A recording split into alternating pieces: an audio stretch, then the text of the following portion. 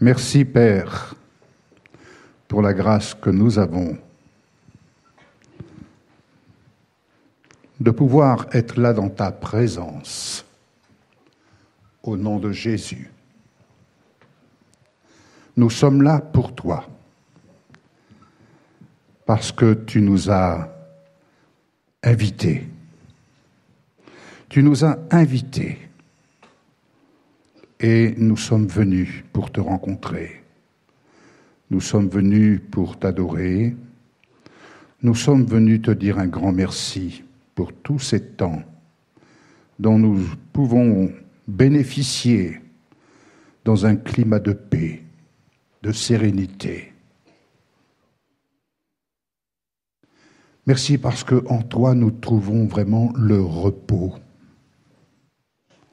Et quel repos! Nous pouvons t'écouter, dialoguer avec toi. Et dans ce dialogue, tu nous instruis, tu nous ouvres les yeux pour que nous puissions voir les choses cachées, ces choses que le Saint-Esprit nous révèle, parce que notre vie est cachée en Christ.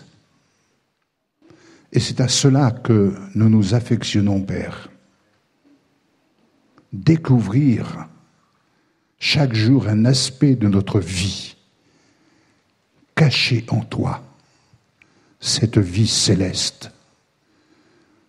Car c'est là la réalité. Au-delà des réalités de ce monde, il y a une autre réalité dans laquelle tu désires nous voir plonger notre regard afin que nous puissions saisir pour chacun d'entre nous cette part d'héritage, parce que tu as fait de nous les héritiers du ciel. Et si donc nous sommes héritiers du ciel, c'est parce que tu nous as offert cette part pour chacun d'entre nous sans exception. Béni soit ton nom, Père. C'est toi qui viens rendre témoignage à ta parole. Car ce qui nous importe, c'est ton témoignage. Celui que tu nous rends et celui que tu désires nous rendre aujourd'hui, ce matin. Tu désires nous rendre ton témoignage. Au-delà de notre témoignage, il y a d'abord le tien, Seigneur Jésus. Et ton témoignage est bien plus important. Au nom de Jésus, Père, merci. Amen.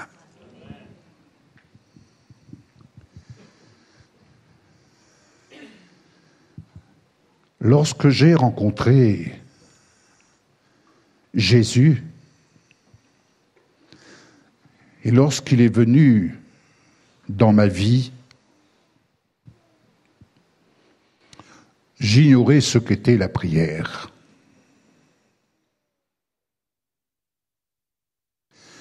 Mais lorsque Jésus est venu dans ma vie, il s'est passé quelque chose. J'ai déjà eu l'occasion de le témoigner, mais je le redis encore, parce que cette rencontre, elle est pour moi toujours d'actualité.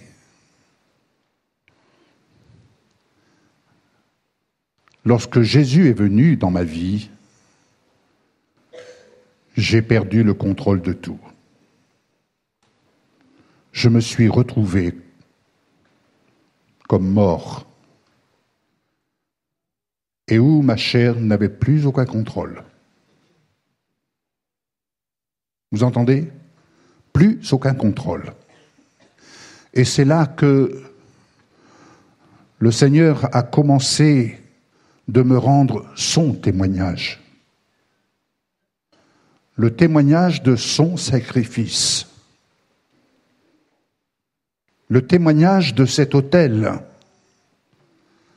Le témoignage de son sang, venant ainsi purifier mon sang, qui était, j'allais dire, infecté par la nicotine, et mon sang qui a été totalement purifié à l'instant même. Mon corps qui dégageait une odeur infecte de la nicotine, c'était terminé. À l'instant même, c'était terminé. Et lorsque je me suis relevé, la première prière que j'ai exprimée, c'était pas pour dire « Seigneur, fais-moi du bien ». Il venait de me faire du bien. Mais ma prière a été orientée sur le désir de le servir. Et la première prière que j'ai formulée, qui m'est venue à l'esprit, j'ai dit « Seigneur, donne-moi du travail ». Et je l'ai exprimé avec mon propre vocabulaire. Donne-moi du travail pour que je puisse payer cet homme, afin qu'il aille porter le message libérateur. Cet homme, c'était ce jeune pasteur stagiaire. Et je repensais à cela tout à l'heure, en venant jusqu'ici. Et le Seigneur me faisait comprendre. Tu vois, ta prière a été orientée pour me servir. Et je t'ai exaucé.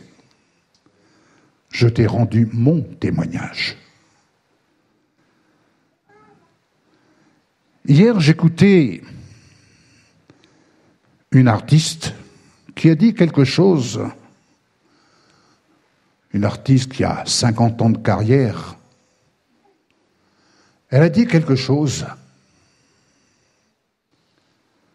de très important à mon avis. Elle disait entre autres, « Je regarde toujours devant, jamais derrière. » Et lorsqu'on lui pose la question, « Mais au début de votre répertoire, comment avez-vous fait ?» Elle a répondu, « Je me suis inspiré des autres interprètes, jusqu'au moment où j'allais avoir ma propre interprétation. » Et lorsque je me suis revu en faisant cette prière,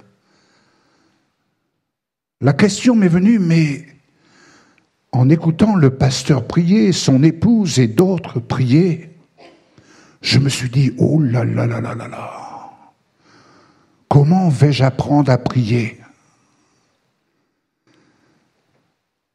Et je dis ça à vous qui n'osez peut-être pas exprimer votre prière parce que vous vous dites « Oh là là là là, moi je ne sais pas prier comme le pasteur ou comme tel frère, comme telle sœur. » Laissez-moi vous dire ceci.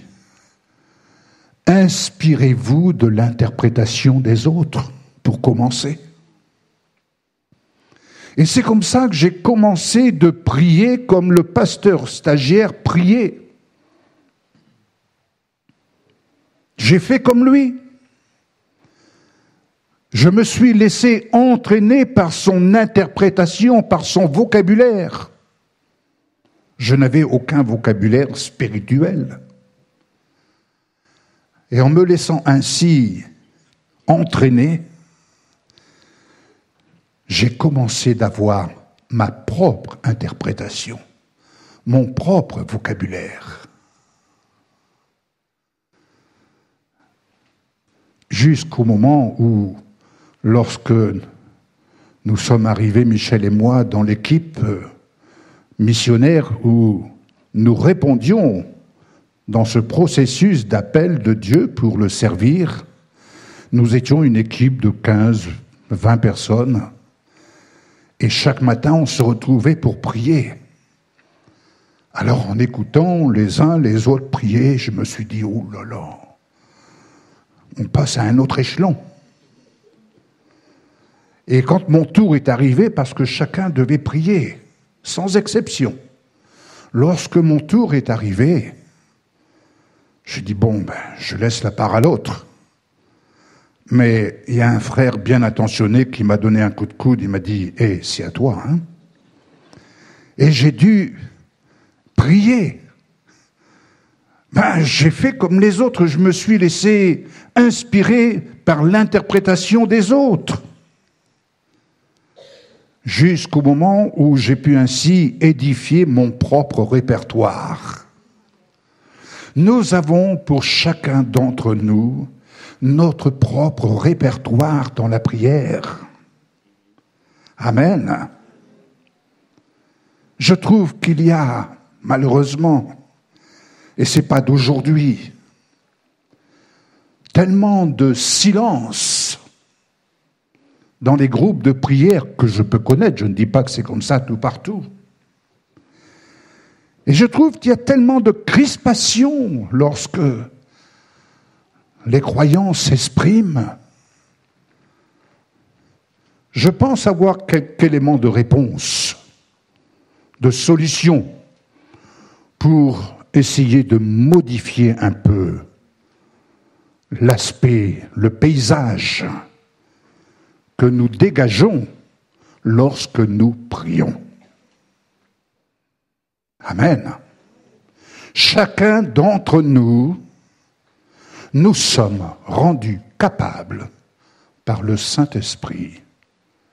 Nous sommes rendus capables d'exprimer ce que le Seigneur nous fait grâce d'exprimer.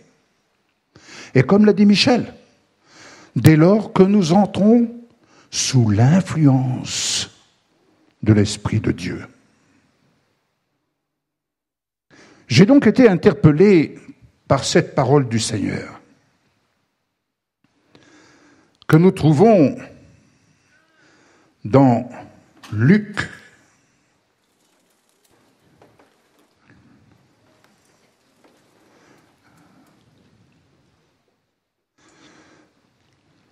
Dans Luc 21, verset 36.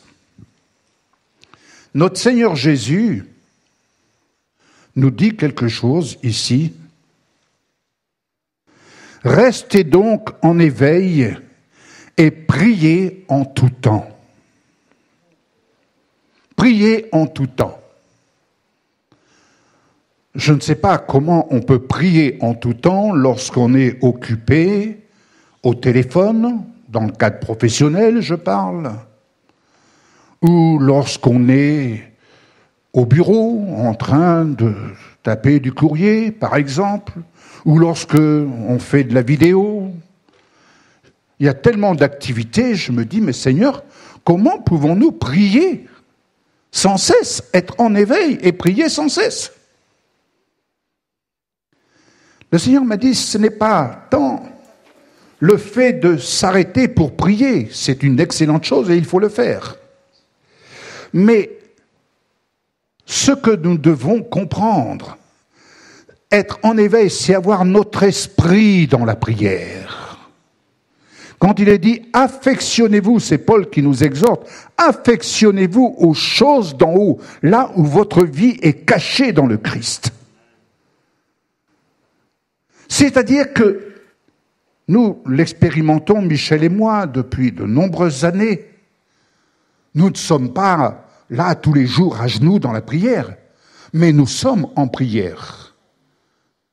Lorsque nous nous réveillons le matin, la première chose, j'allais dire presque c'est automatique. La première chose, notre esprit est en prière.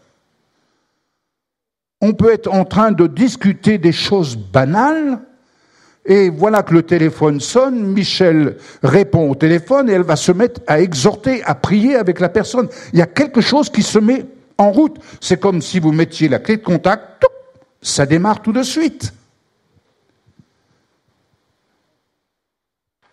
Vous comprenez? Et le Seigneur nous dit d'être en éveil, de prier sans cesse. Et l'apôtre Paul, lui, il en rajoute. Dans 1 Thessaloniciens 5, verset 17, il dit « Priez sans cesse ». Alors je dis « Seigneur, mais pourquoi prier sans cesse ?» On pourrait dire « Nous avons des temps de prière ». Et c'est très bien. Mais le Seigneur s'adresse à chacun d'entre nous. Prie sans cesse.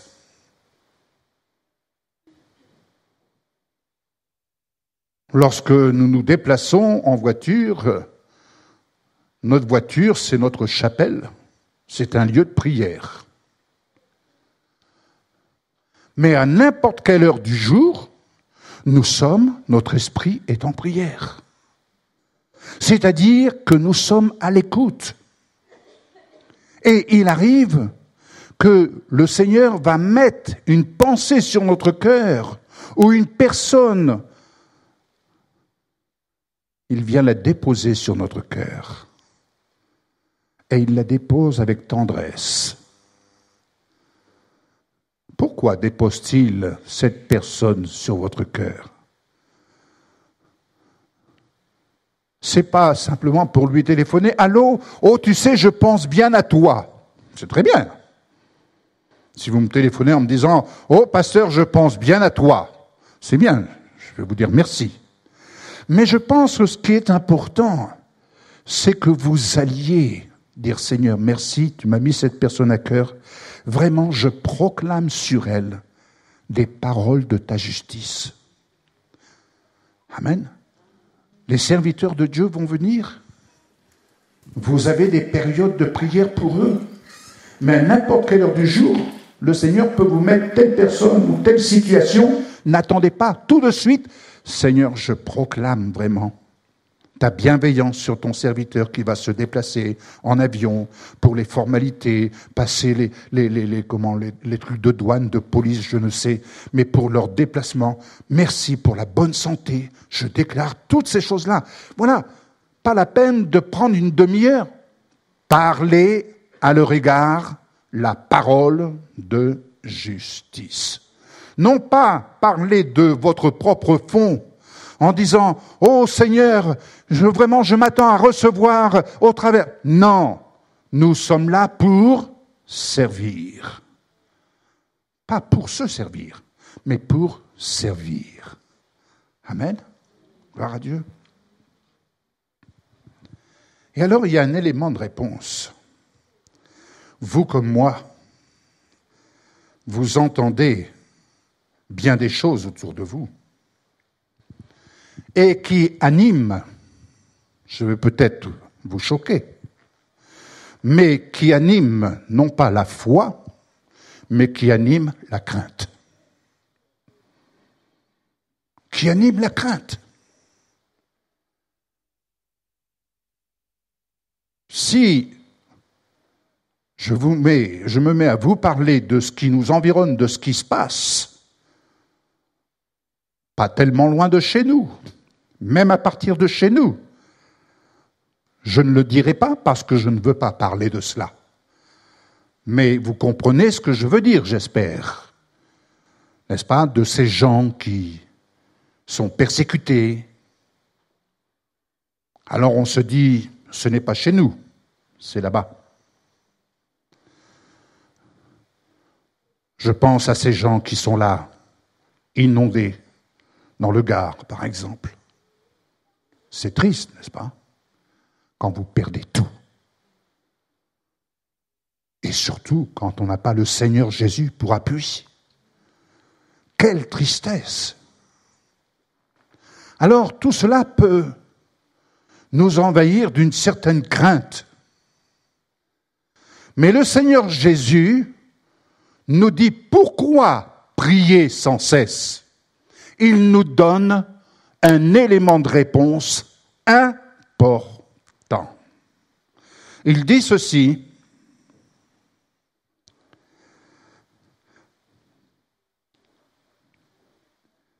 si vous lisez la suite de Luc 21, 36, afin d'avoir la force d'échapper à tous ces événements à venir et de vous présenter debout devant le Fils de l'homme. Comment pensez-vous tenir et avoir la force d'échapper à ce qui vient devant nous, à ce que nous allons rencontrer? Ce n'est pas quand le problème arrive qu'il faut se mettre à prier. Il est déjà trop tard. Ça me rappelle une anecdote, je vous donne ça pour donner une illustration. Lorsque j'étais à l'armée, nous venions faire des manœuvres là-bas du côté de Châlons, et moi j'étais le motard du régiment, et voilà qu'un jour je roulais devant les chars et ma moto dérape et je me retrouve dans une crevasse là où il y avait eu des bombes pendant la guerre qui avaient creusé des trous. Et je me retrouve dans les branches, enfin. Et les chars qui, eux, continuaient à rouler et personne ne m'avait vu. Et je n'arrivais pas à remonter avec ma moto. Et le jour commençait à tomber et voilà que, au-dessus de moi, j'entendais les chars qui tiraient sur des objectifs. Mais quand j'entendais le bruit de l'obus qui était tombé, ou le bruit du canon, il était déjà trop tard. Il était déjà trop tard. L'obus était passé au-dessus de moi. Je rends grâce à Dieu, on m'a vite retrouvé. Et d'ailleurs, c'est un général qui m'a retrouvé. Ils étaient en hélicoptère. Il y avait un disparu. Ils m'ont retrouvé. Mais en attendant, ça fait un drôle d'effet quand vous entendez le bruit des canons et que vous voyez un peu plus loin l'obus qui explose, mais quand j'entendais le bruit, l'obus avait déjà explosé. Vous comprenez? Ce n'est pas quand le problème arrive qu'il faut se mettre à prier. Il est trop tard. Vous êtes touchés. C'est pourquoi priez sans cesse en vue de voir les réalités qui vous sont cachées.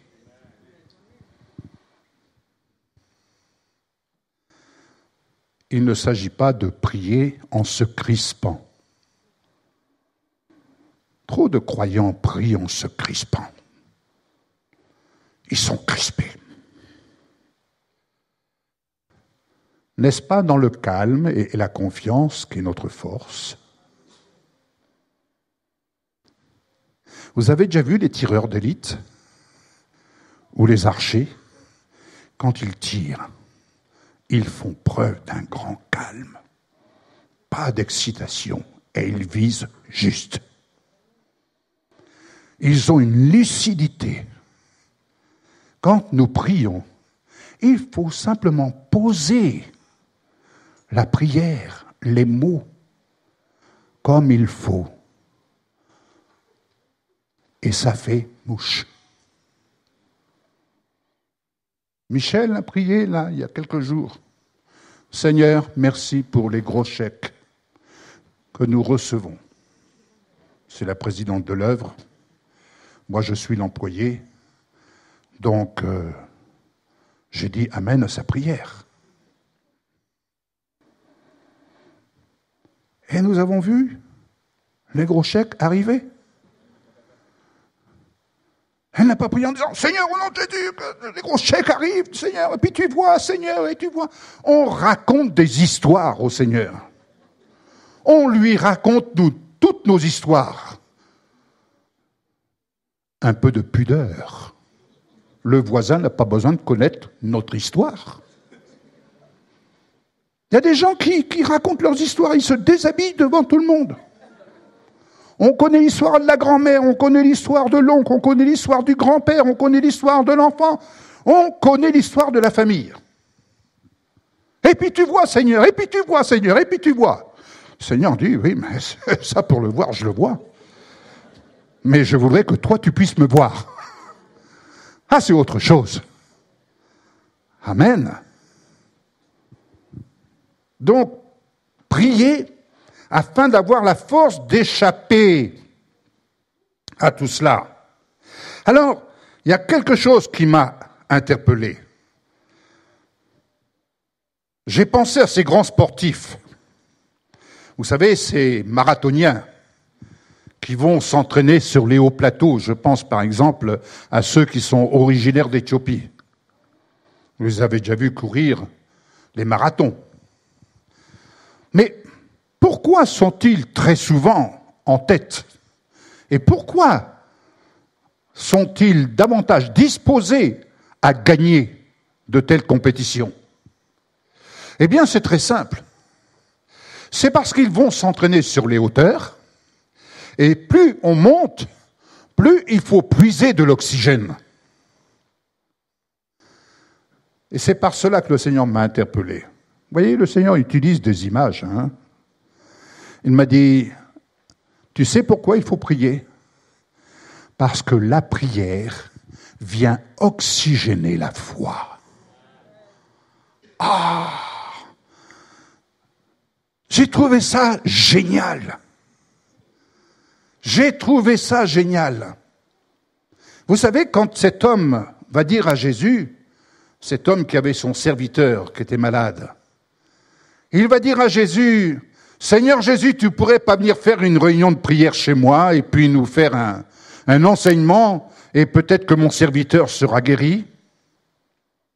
Non, c'est pas ça qu'il lui a dit. Il lui a dit, « Dis seulement un mot et mon serviteur sera guéri. » À vous qui vous réunissez dans la prière, n'oubliez jamais que là, 2 ou 3 sont assemblés au nom de Jésus. Il est là, présent, au milieu de vous. Et lorsque vous priez, prenez soin d'écouter ce que l'autre exprime. Prenez soin d'écouter. N'allez pas comme un papillon. Vous êtes là dans vos pensées et vous dites amen à n'importe quoi. On ne dit pas amen à n'importe quoi. Je me rappelle cet homme qui témoignait. Avant, j'étais fumeur. Amen. Les gens y répondaient amen. Avant, j'étais joueur de jazz. Amen. Les gens y répondaient amen. Au bout d'un moment, le pasteur l'a dit, mais vous dites amen à quoi? Quand les gens racontent leur histoire, moi je ne dis pas amen. Qui n'a pas son histoire? J'ai la mienne. Mais elle ne regarde que moi et le Seigneur. C'est ça qui va vous édifier si je vous raconte mon histoire, mais je vais vous faire pleurer. Je vais vous faire pleurer.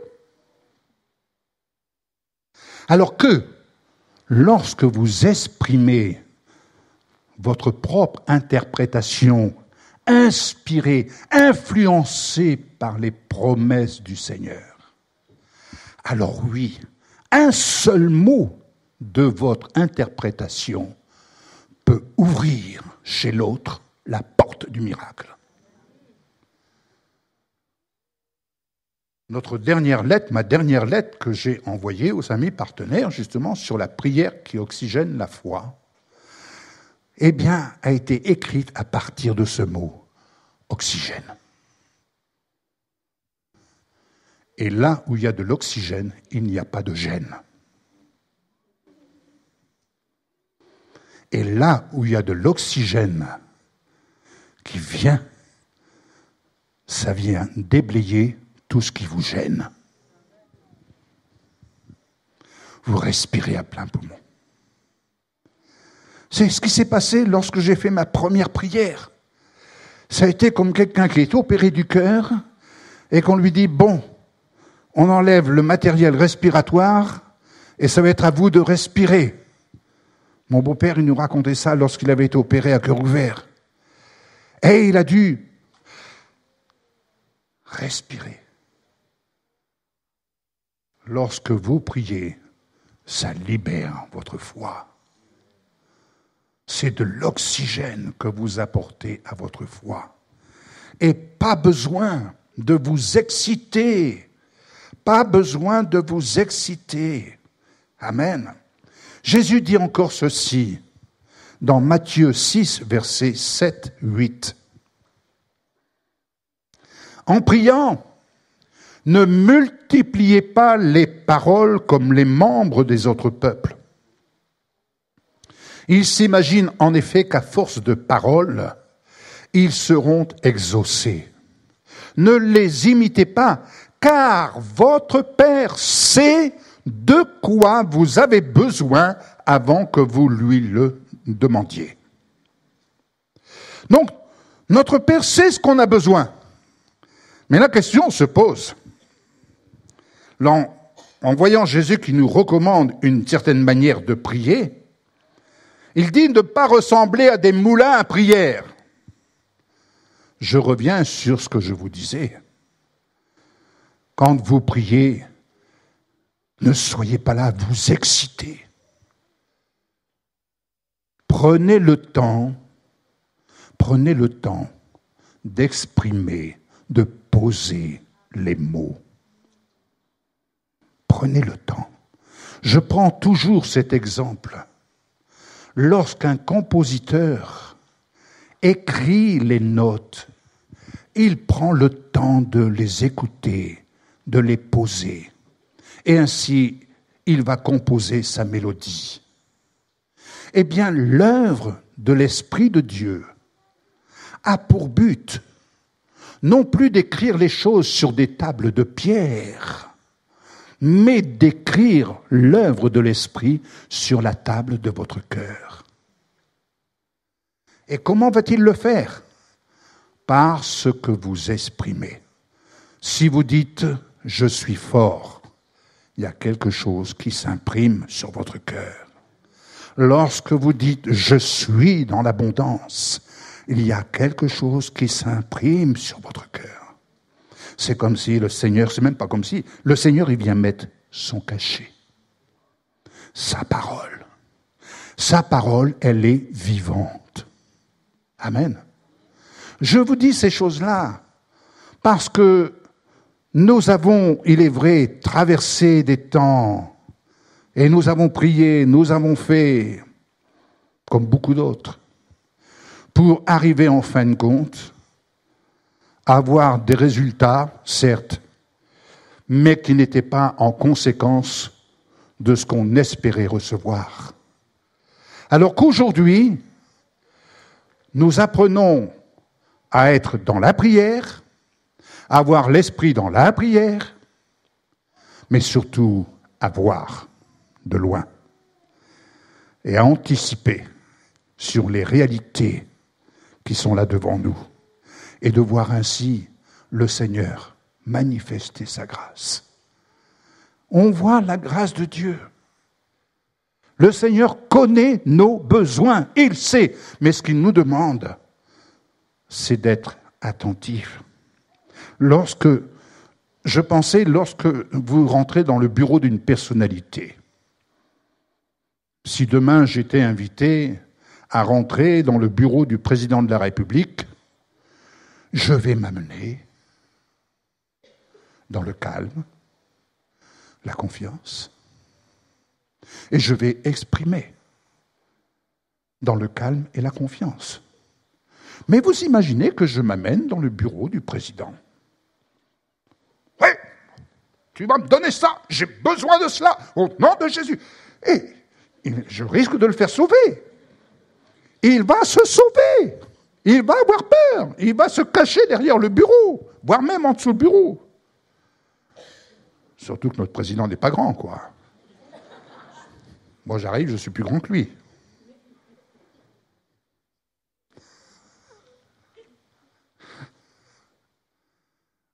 Vous comprenez ce que je suis en train de vous dire? Ou tout du moins, ce que le Seigneur veut vous amener à vivre. Prenez le temps de vivre votre vie de prière. Parce que c'est un temps que vous passez avec le Seigneur. Et ce temps que vous passez avec le Seigneur va vous rapporter beaucoup plus que si vous le passez dans le calme et la confiance. Parce que vous allez l'entendre, vous parler, vous instruire.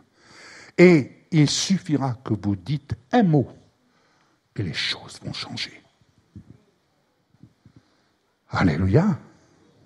Amen. Et il n'y a pas de moment, on peut avoir des moments particuliers pour se mettre dans la prière, mais il n'y a pas de moment particulier.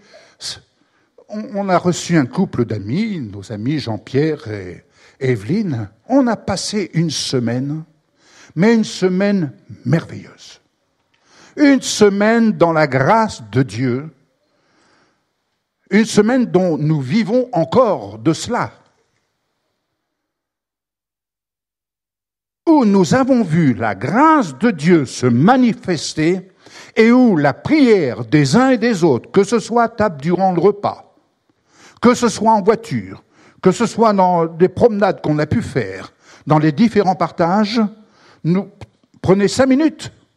Mais 5 minutes, c'était la qualité. La vie de prière doit être une vie de qualité. Amen. Une vie de qualité. Prenez ce temps. Alléluia. Notre Père sait ce que nous avons besoin. Et il nous donne toutes choses en temps utile et selon la forme de notre besoin. Le problème qui se pose, est-ce que nous connaissons réellement notre besoin? Oh, vous allez me dire, oh, j'ai besoin d'une belle voiture. J'ai une adresse, je peux vous y envoyer. Ils vont vous chercher la voiture adéquate. Je ne fais pas de pub. Mais est-ce que c'est ça, véritablement, votre besoin? Non. Votre besoin, c'est de connaître ce que le Seigneur a pour vous. Votre besoin, c'est de le connaître lui. Votre besoin, c'est de vous découvrir en lui. De découvrir un aspect de votre vie que vous ne connaissez pas. Affectionnez-vous aux choses d'en haut, là où votre vie est cachée en Christ. Alléluia.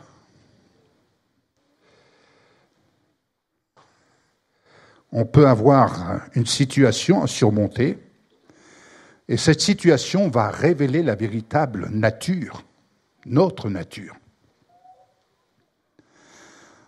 On peut demander des choses pour satisfaire, en fait, le besoin de posséder une chose que nous désirons posséder. Mais n'est-ce pas de la convoitise?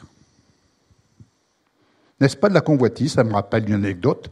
Je voulais, à une certaine époque, avoir une 504. Je voulais avoir une 504. Et tout partout où je passais, je ne voyais que des 504. C'est curieux, hein? C'est curieux de voir vraiment comme les choses se présentent à nous, là. On n'a même pas prié, les choses se présentent là, miraculeusement, entre guillemets. Vous voyez des 504. Tu vois ce que tu recherches. Est-ce qui te plaît? Est-ce que tu as envie? Mais tu ne vois pas ce que Dieu a pour toi. Alors j'ai vu la 504. J'ai acheté la 504 par la foi. Ah oui, c'est fou, notre foi, quand c'est comme ça. On est plein de foi. Et j'ai acheté la 504. Michel me disait, tu crois vraiment? Oh, esprit de doute. Oh, pas de doute. Non. Je suis un homme de foi. Ah oui, mais dans 8 jours, j'aurai l'argent. Ah oui, mais il s'est passé quelque chose. C'est qu'au bout de 8 jours, le banquier m'a dit, Monsieur Gravet, je regrette, mais on ne peut pas financer votre projet. Et j'avais acheté la voiture. J'ai été ramener la voiture avec la carte grise chez le vendeur. Et qui m'a dit, mais moi, monsieur, j'ai vendu la voiture. Vous voyez la soif de posséder? Parce que nous sommes dans le Seigneur. Oh, Seigneur, tu vois, cette 504, elle me ferait bien l'affaire, elle me plairait bien.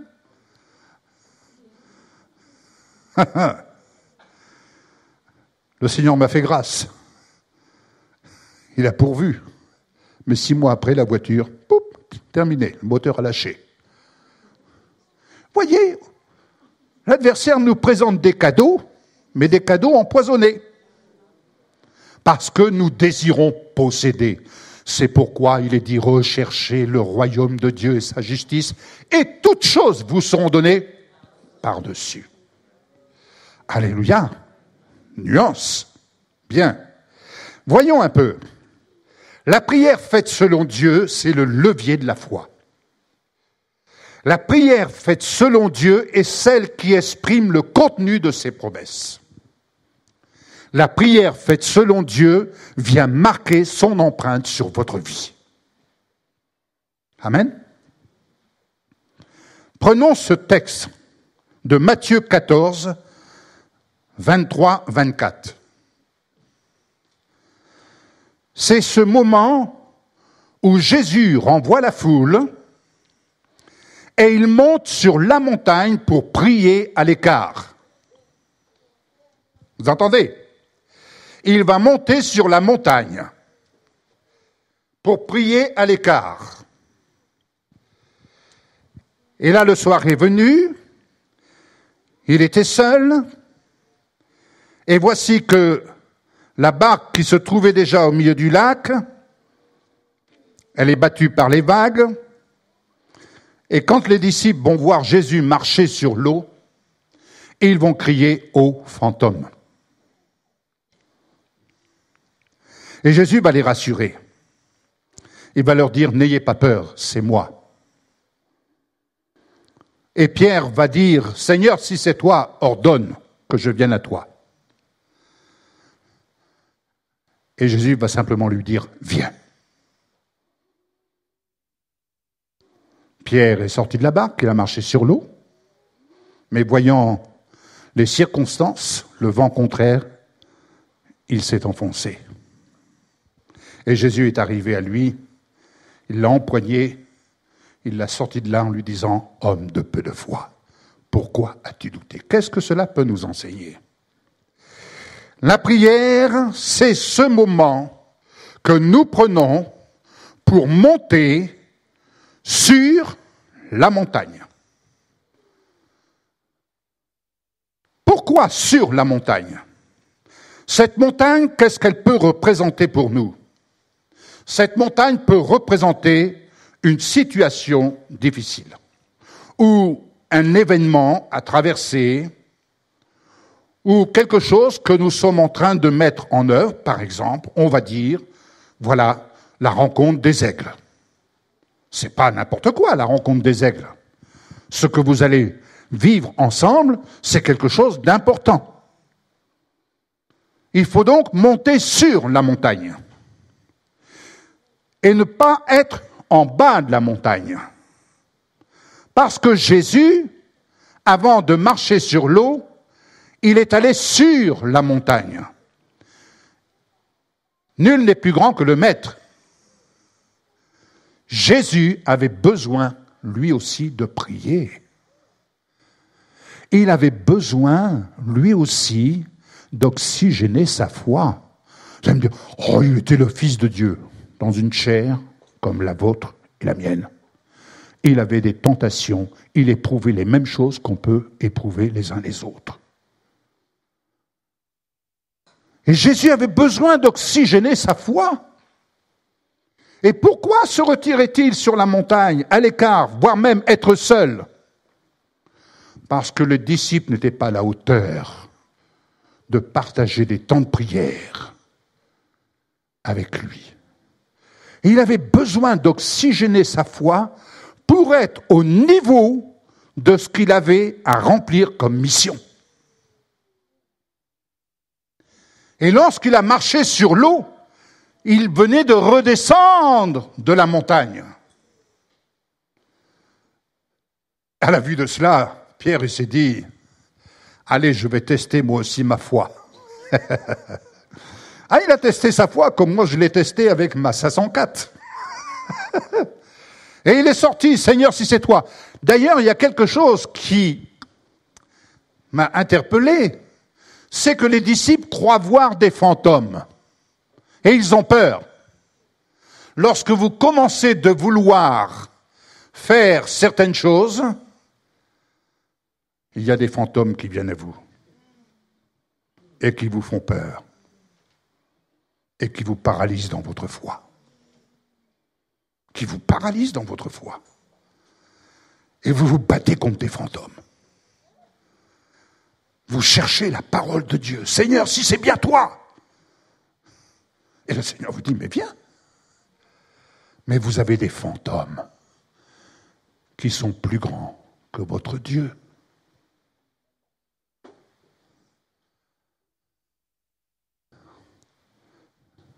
Imaginez, le Seigneur vous dit, allez, donne un chèque de 1 000 € dans la corbeille. Vous allez voir les fantômes qui vont se lever. Mais tu peux pas. Mais tu peux pas. T'as vu ton compte là? Il te reste pas beaucoup. Et puis, il y a l'eau. Et puis, il y a le courant. Et puis, c'est fou ce que vous allez voir comme facture à payer.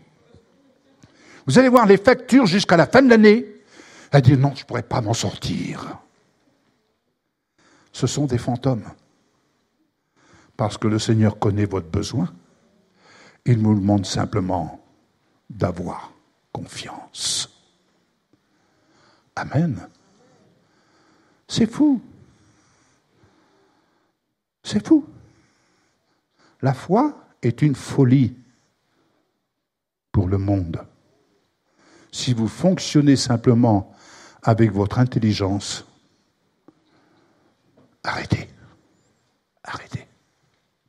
Alléluia. Amen. Donc, Jésus a été rendu capable de marcher sur l'eau parce qu'il avait oxygéné sa foi.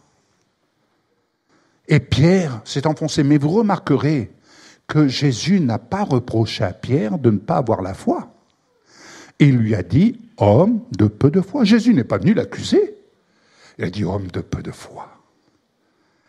Il n'est pas venu lui reprocher. Non. Il a dit, homme de peu de foi. Parce que Pierre a demandé, Jésus lui a dit, viens. Autrement dit, il a dit, tu veux essayer? Ben vas-y. Mais le problème, c'est qu'il n'était pas au niveau. Il n'était pas au bon niveau.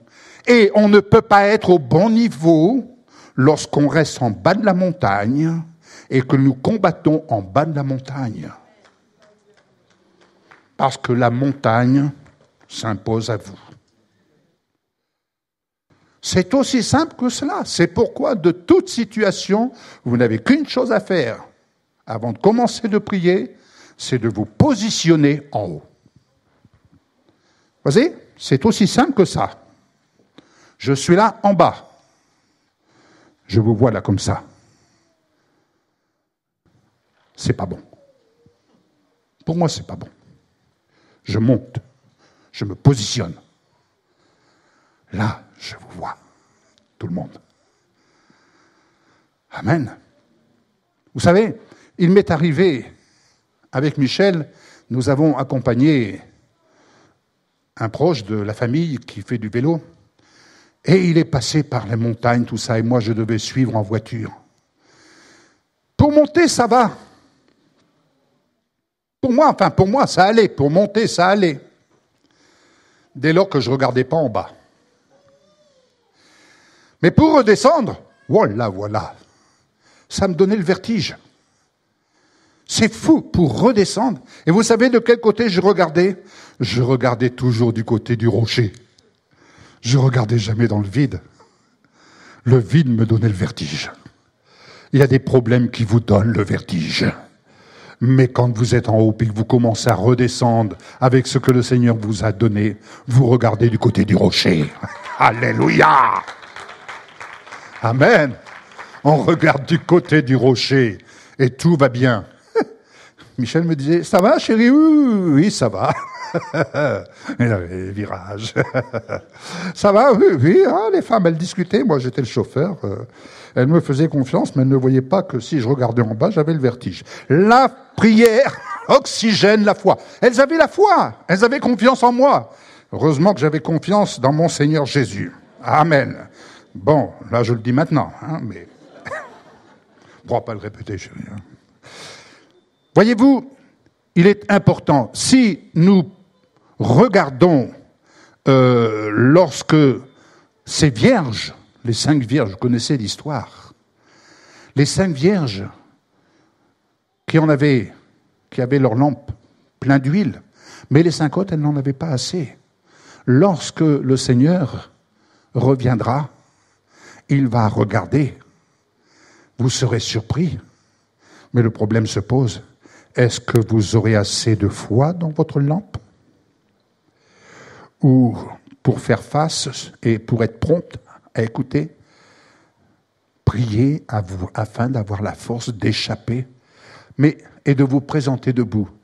Je vais traduire cette parole qui me vient à l'esprit. Priez afin d'avoir la force de partir avec le Seigneur et de vous présenter debout devant le Fils de l'homme. Ma prière, c'est cela maintenant. Seigneur, donne-moi la force de partir avec toi. Je veux être à ce niveau. Je ne m'arrête plus sur ce qui se passe en bas de la montagne. Ce qui m'importe, c'est ce qui se passe en haut. C'est ce qui se passe en haut. Alléluia. Vous allez avoir la rencontre des aigles. Ce qui importe, ce n'est pas votre besoin. Si vous vous attendez au Seigneur, les aigles, ils vont arriver et on va avoir notre bec bien rempli. Comme tout du cuit-cuit. Si c'est cela que vous attendez, c'est pauvre. Non, les aigles vont venir pour vous apprendre à voler. Pour vous apprendre à monter. Et ce que je vous donne là, c'est déjà les prémices. Faites-en bon usage. Alléluia. Et le Seigneur dit, je vous le dis en vérité, restez donc vigilants puisque vous ne savez ni le jour ni l'heure. C'est dans Matthieu 25, versets 1 à 13. Mais il y a, et je vais conclure ici, il y a quelque chose qui m'a fortement interpellé. Jésus a dit, les paroles que je vous ai dites sont esprit et vie. Jean 6, verset 63. L'apôtre Paul nous dit, Romains 10, 17, ainsi la foi vient de ce qu'on entend. Et ce qu'on entend vient de la parole de Dieu, et non pas de toutes les histoires qu'on pourrait raconter dans nos prières.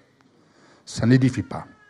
La parole, la prière est donc le moyen que nous utilisons pour confesser, pour déclarer en présence de Dieu, notre Père, ce que nous croyons de sa parole.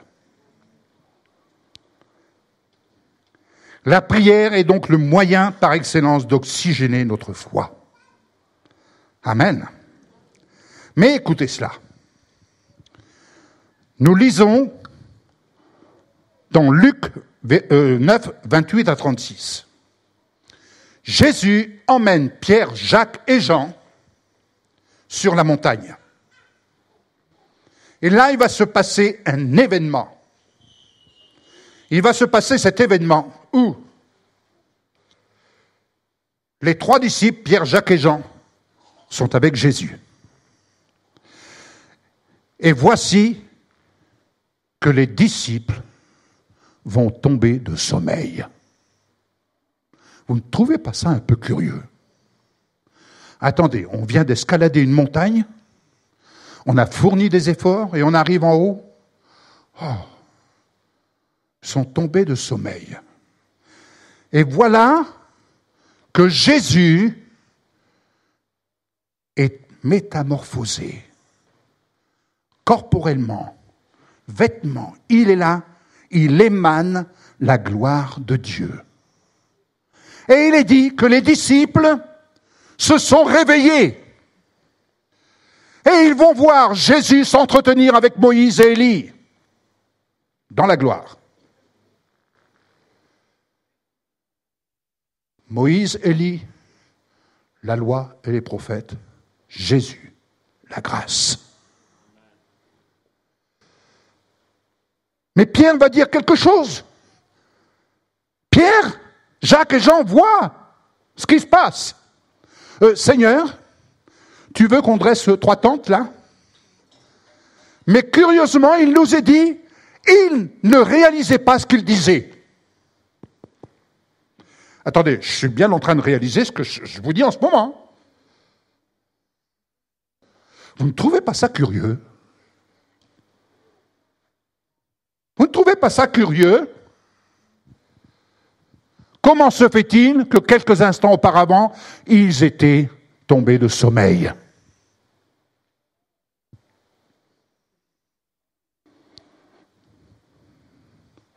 Je vais vous dire, ils avaient perdu le contrôle. Ils ne contrôlaient plus rien de leur vie. Jésus les a emmenés à un degré où ils ne contrôlaient plus rien, parce que ce corps de chair ne peut pas tenir dans la présence de Dieu. Et voyez-vous, dans la prière, nous n'atteindons pas le degré que nous devrions atteindre, parce que nous gardons toujours le contrôle. On garde toujours le contrôle. Et c'est pour ça qu'il y a des crispations. Vous voyez des gens qui prient, oh non, tu es sûr. C'est fou les expressions qu'il peut y avoir, les expressions corporelles. Mais il est dit que Jésus était transformé et il s'entretenait avec Moïse et Élie. Pourquoi Moïse et Élie? Parce que Moïse et Élie n'étaient pas passés par le chemin de la mort. Moïse, oui, on a dit qu'il est mort, mais on n'a pas retrouvé son corps. Vous voyez le degré? Comprenez-vous le chemin de la route des aigles? Où vont les aigles? Ils montent, ils montent, ils montent. Et seulement quand ils sont arrivés là où ils doivent arriver, ils regardent en bas et ils plongent et ils se saisissent de la situation. C'est aussi simple que cela. Mais si vous portez votre regard, tout ce qui se passe en bas, vous ne montrez pas. Il faut lâcher. Il faut lâcher. Il faut lâcher. Il faut lâcher. Il faut lâcher. Il faut lâcher.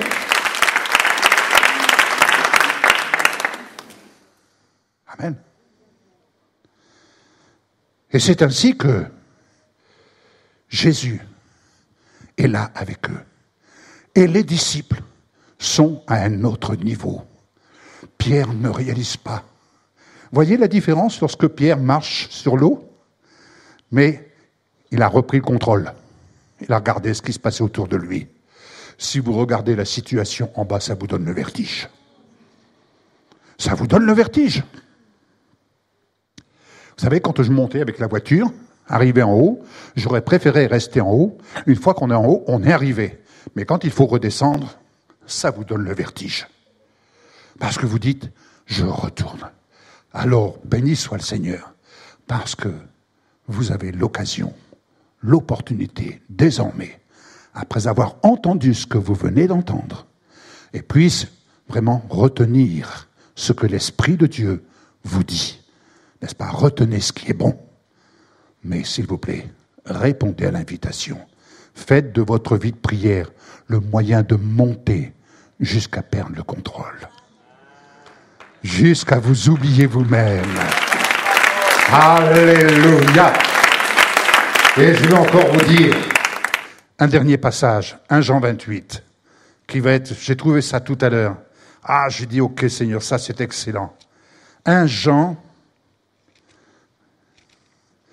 je vais y arriver, et je vais conclure. Et nous allons prier.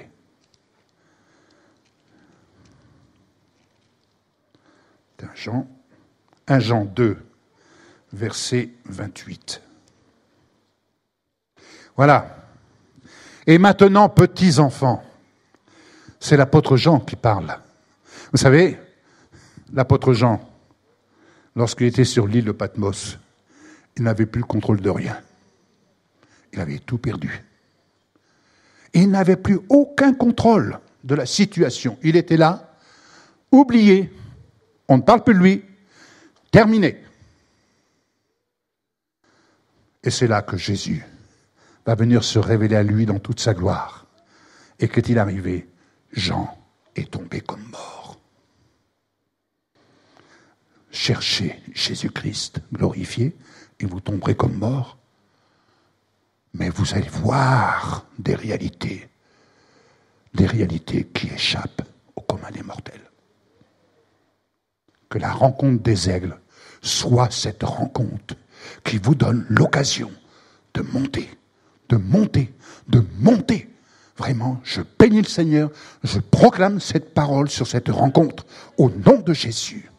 Ainsi, il dit, et maintenant, petits enfants, demeurez en lui, afin que, lorsqu'il paraîtra, nous ayons de l'assurance, et qu'à son avènement, nous n'ayons pas la honte d'être éloignés de lui. D'être éloignés de lui. Si vous savez qu'il est juste, reconnaissez que quiconque pratique la justice est né de lui. Alléluia. Demeurez en lui. Reconnaissez et entendez son invitation.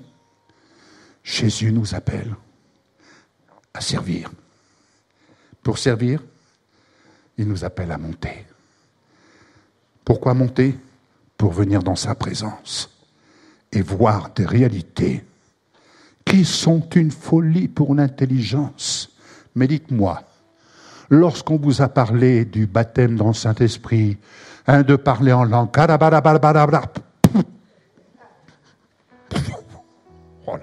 allons, soyons sérieux. Eh bien non, c'est un miracle. Vous avez cru, vous parlez en langue. C'est un miracle. Eh bien, le miracle de monter dans la gloire, c'est exactement la même chose. Vous n'avez qu'une chose à faire, c'est de croire possible l'impossible. Alléluia, prions.